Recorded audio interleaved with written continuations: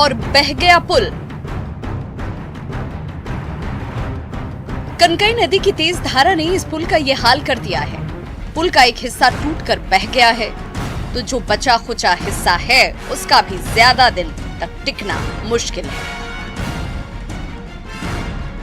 प्रधानमंत्री ग्राम सड़क योजना के तहत किशनगंज की ग्वाल टोली में 1.5 करोड़ रुपए की लागत से इस आरसीसी ब्रिज का निर्माण चल रहा था, लेकिन कनकई नदी ने अपनी धारा ऐसी मोड़ी कि निर्माण कार्य की पोल खुल गई। इसकी वजह से दर्जनों गांवों के आने जाने का रास्ता बंद हो चुका है।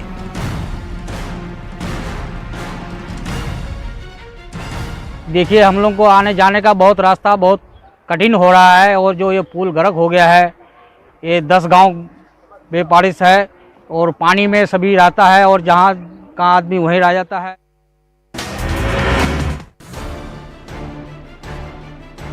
पानी पानी पूर्णिया। कुछ घंटों की बारिश ने पूर्णिया शहर का बुरा हाल करके रख दिया है। ये देखिए, चारों ओर पानी ही पानी। क्या मोहल्ले, क्या सड़कें, क्या गलियां, हर तरफ घुटना भर पानी जमा है और बाइक सवार जान पर खेलकर पानी से भरे रास्ते से गुजरने को मजबूर हैं। निचले इलाकों में तो और बुरा हाल है। बारिश और नाले का गंदा पानी घुल मिलकर सड़क पर आ गया है और यहाँ के बाशिंदों का जीना मुश्किल हो गया है। ऐसे में पूर्णिया नगर निगम की कार्यशैली पर गंभीर सवाल खड़े हो रहे हैं।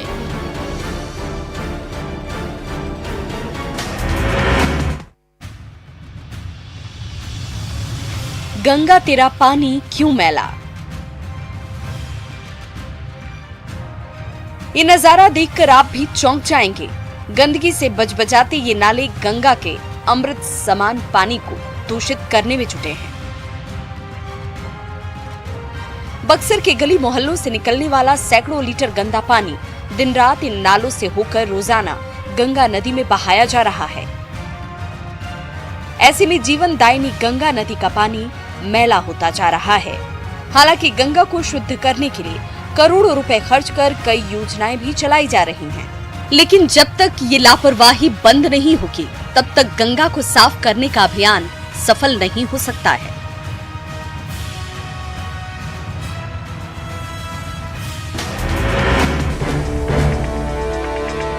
नदियों ने निकाला दम।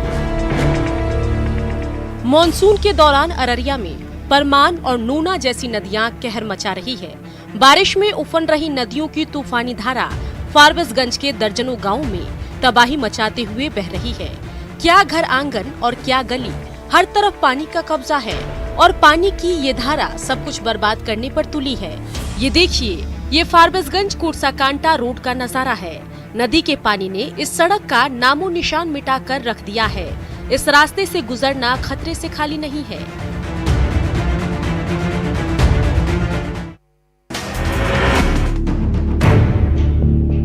झील में तब्दील हुआ बस स्टैंड।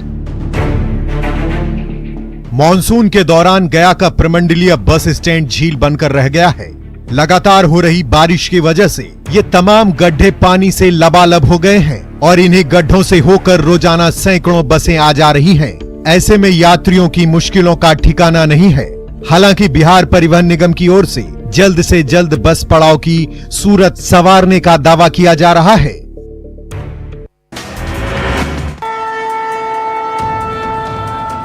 मौत का फाटक। पाकुड़ रेलवे स्टेशन में ऐसे नजारे आम हैं। सामने से मालगाड़ी आ रही है, लगातार हॉर्न बज रही है, लेकिन ये राहगीर इंतजार करने के बजाय ट्रेन को चिढ़ाते हुए रेलवे ट्रैक से गुजरने का दुस्साहस दिखा रहे हैं। किसी के हाथ में झोला है तो कोई कंधे में साइकिल टांगकर इंजन के सामने से गुजर रहा है। आखिर इन्हें किस बात की जल्दी है? थोड़ा इंतजार कर लेते, ट्रेन को आगे जाने देते, तभी गुजरते। लेकिन ये राहगीर मानने को तैयार नहीं है। इनकी ये लापरवाही कभी भी जानलेवा साबित हो सकती है।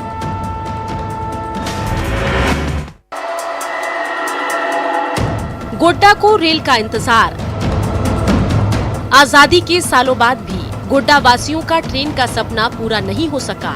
पिछले साल जब दुमका से पोड़ैयाहाट के बीच पैसेंजर ट्रेन को हरी झंडी दिखाई गई थी, तो गोड्डा वासियों की उम्मीद जगी थी। दूसरे फेज में पोड़ैयाहाट से गोड्डा के बीच रेलवे लाइन बिछाई जानी थी, जिसका काम इस साल के अंत तक पूरा करने का लक्ष्य रखा गया था, लेकिन ये साल बीतने को है। कोरोना के कहर और ठेकेदार की लेट लतीफी ने गोड्डा वासियों के सपने पर ग्रहण लगाकर रख दिया है। पीएम आवास का इंतजार। मिट्टी से बनी ये टूटी फूटी झुग्गी झोपड़ियां पूर्वी सिंहभूम के जीरापाड़ा गांव के इन ग्रामीणों का आशियाना है। बारिश में छत चूती है तो सिर बचाना मुश्किल हो जाता है। महीनों तक सरकारी बाबुओं के चक्कर लगाने के बाद इन ग्रामीणों का नाम तो पीएम आवास की सूची में दर्ज कर दिया गया, लेकिन बारी आने से पहले ही इनका नाम लिस्ट से गायब हो गए। नतीजतन इन ग्रामीणों के लिए पक्की छत का सपना अब तक सपना ही बना हुआ है। नाम बदला तकदीर नहीं।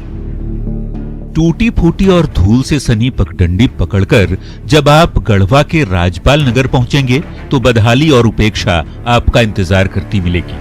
झारखंड के पहले राज्यपाल ने सालों पहले जब इस गांव का नामकरण राजपाल नगर किया था तो इन ग्रामीणों की तकदीर बदलने की उम्मीद जगी थी, लेकिन आज भी गरीबी, बेरोजगारी और भूखमरी का दाग मिटने का नाम नहीं ले रहा।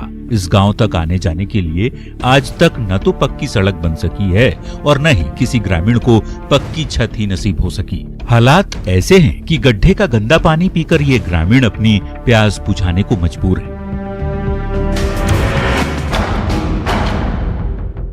सिकनी कोलियरी में सन्नाटा। लातेहार की सिकनी ओपन कास्ट कोलियरी में पिछले 3 महीने से इसी तरह का सन्नाटा पसरा है।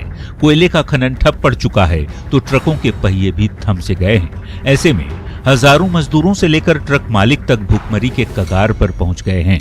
लंबे संघर्ष के बाद सिकनी कोलियरी खुली थी तो इस इलाके में रौनक लौटी थी, लेकिन कोरोना काल में जब से कोयले का खनन बंद हुआ है तब से जिंदगी की रफ्तार पर ब्रेक लगा हुआ है।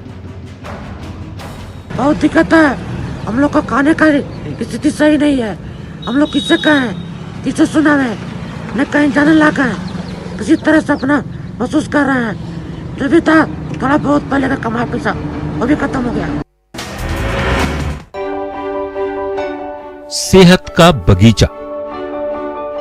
कुपोषण का खात्मा करने के लिए सरायकेला जिला प्रशासन ने कमर कस ली है। इसके लिए आंगनबाड़ी केंद्रों के बाहर खाली पड़ी जमीन पर छोटे छोटे न्यूट्रिशन गार्डन लगाए जा रहे हैं, जहां हरी साग सब्जियों के साथ साथ कई तरह के फलों के पौधे लगाए गए हैं।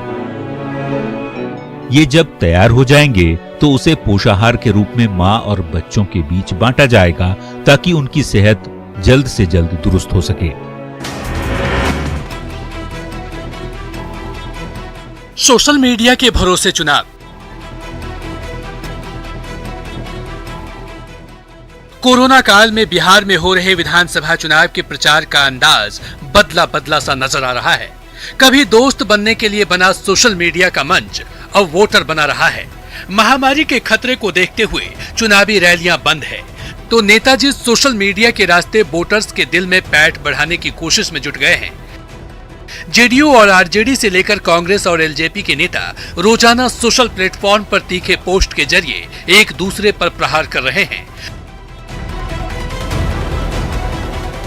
तो इन राजनीतिक दलों की सोशल मीडिया टीम हर दिन नए नए लुभावने वादों और दावों के साथ आम जनता के बीच पहुंच रही है।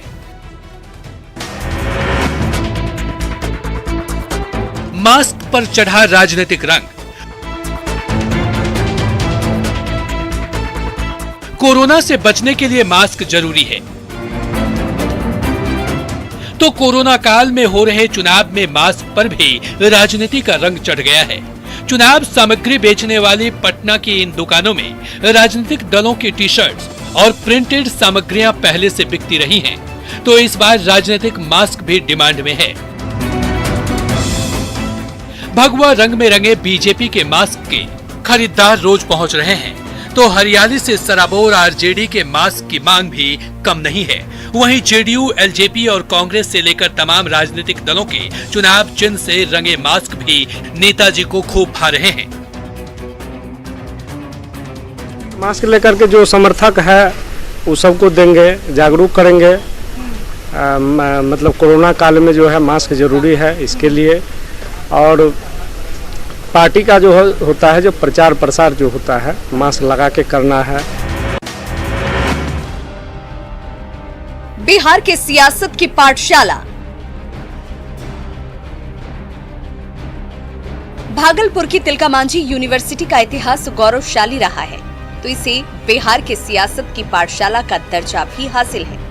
इस विश्वविद्यालय ने दर्जनों सांसद और विधायक दिए, तो यहाँ से पढ़े लिखे 4 नेता बिहार के मुख्यमंत्री की कुर्सी तक भी पहुँचे। इनमें भागवत झा आजाद, डॉक्टर जगन्नाथ मिश्र, दारोगा प्रसाद राय और सतीश प्रसाद सिंह TNB कॉलेज में अर्थशास्त्र की पढ़ाई कर सियासत के ऊंचे पायदान तक पहुंचे। भी लोग आज राजनीतिक में बहुत आगे बढ़े हैं। मैं तो सिर्फ विधायक ही रहा हूं, लेकिन सब लोग ये TNB कॉलेज शिक्षा में तो नंबर 1 रहा ही था, और यहाँ से बड़े पढ़ के लोग राजनीति में भी गए हैं, इसलिए इसका नाम और भी रोशन हुआ है। बुलंद इमारत का गौरवशाली इतिहास। मुंगेर के जमालपुर में रेल इंजीनियरिंग कॉलेज की ये इमारत जितनी बुलंद है, उसका इतिहास भी उतना ही गौरवशाली रहा है। 150 साल से भी ज्यादा पुराने संस्थान ने भारतीय रेलवे को कई काबिल और होनहार इंजीनियर दिए, जिनकी बदौलत भारतीय रेल का सफर नॉन स्टॉप जारी है। लेकिन बाद में यहाँ पर मैकेनिकल और इलेक्ट्रॉनिक इंजीनियरिंग की पढ़ाई बंद कर दी गई, जिसके खिलाफ जोरदार आंदोलन हुआ और आखिरकार रेलवे ने संस्थान को फिर से खोलने का फैसला लिया है।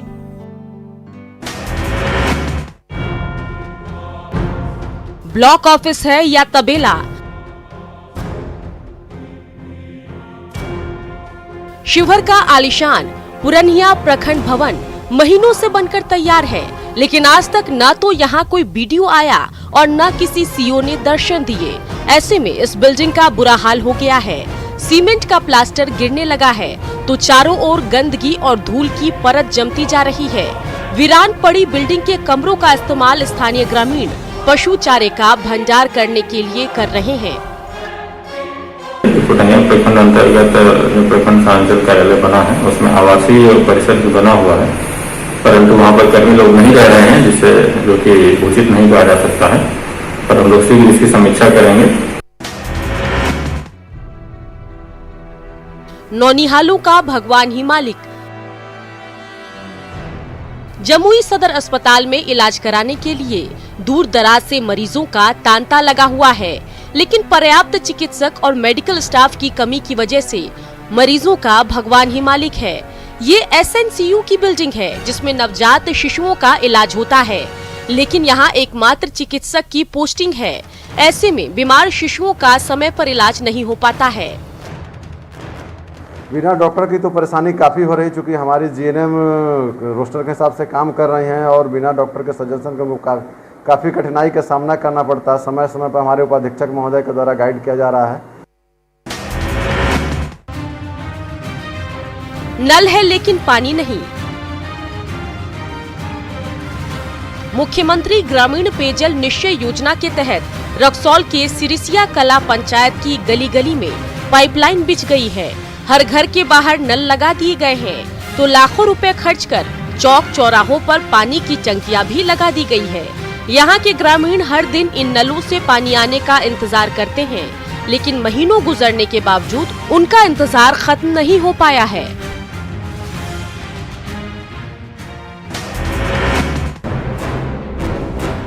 मिठास पर ग्रहण।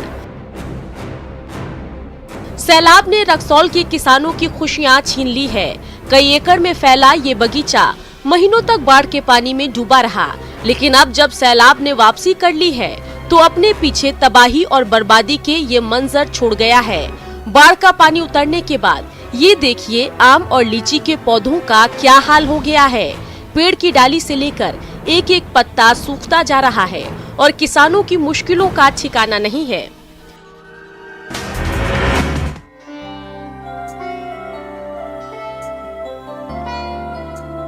कहानी KBC विजेता की। एक टीवी प्रोग्राम ने चंपारण के होनहार युवा सुशील कुमार को अर्श से फर्श तक तो पहुंचा दिया, लेकिन यही शोहरत और सोहबत उनकी दुश्मन भी बन गई। कुछ समय तक वो बुरी लत में डूबे रही, लेकिन जब होश आया तो उठ खड़े हुए और तमाम झंझावातों से जूझते हुए आज उनकी जिंदगी फिर से पटरी पर लौट आई है।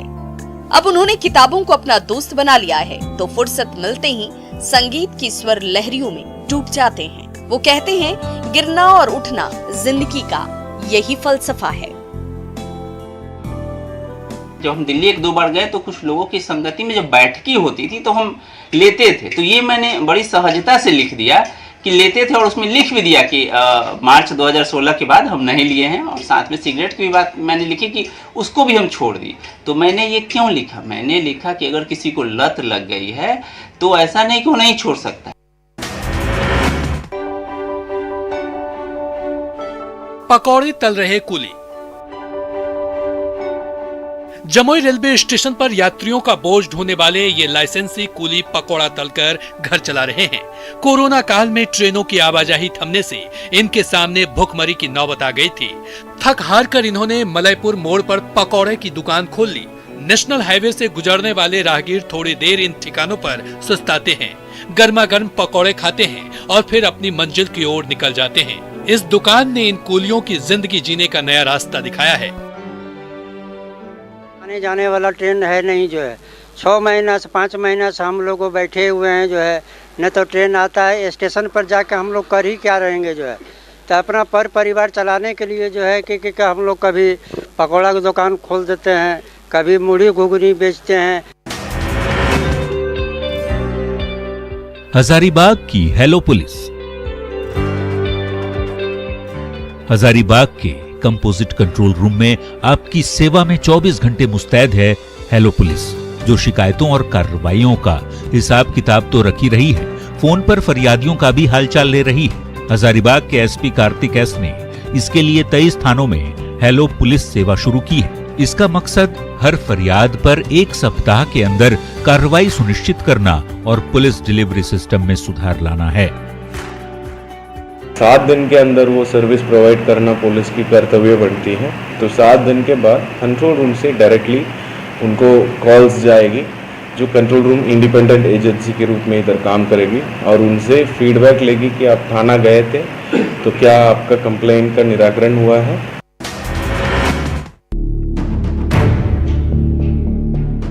मानव तस्करी पर शिकंजा। भुखमरी और बेरोजगारी के शिकार साहेबगंज के गांव-गांव में मानव तस्करी का जाल बिछाने वाले शातिर धंधेबाजों की खैर नहीं है। साहेबगंज पुलिस की एंटी ह्यूमन ट्रैफिकिंग यूनिट मानव तस्करों के नेटवर्क खंगालने में जुट गई है। हाल में मंडारों, बरहेट, बोरियों और पतना प्रखंड के सुदूर गांवों की भोली भाली बच्चियों की तस्करी के कई मामले सामने आए हैं। मोटी कमाई का झांसा देकर ये बच्चियां महानगर ले जाई जाती हैं, जहां इन्हें अंतहीन शोषण का शिकार होना पड़ता है। ऐसे में साहेबगंज पुलिस का एंटी ह्यूमन ट्रैफिकिंग यूनिट ऐसे मानव तस्करों पर लगाम लगाने जा रहा है।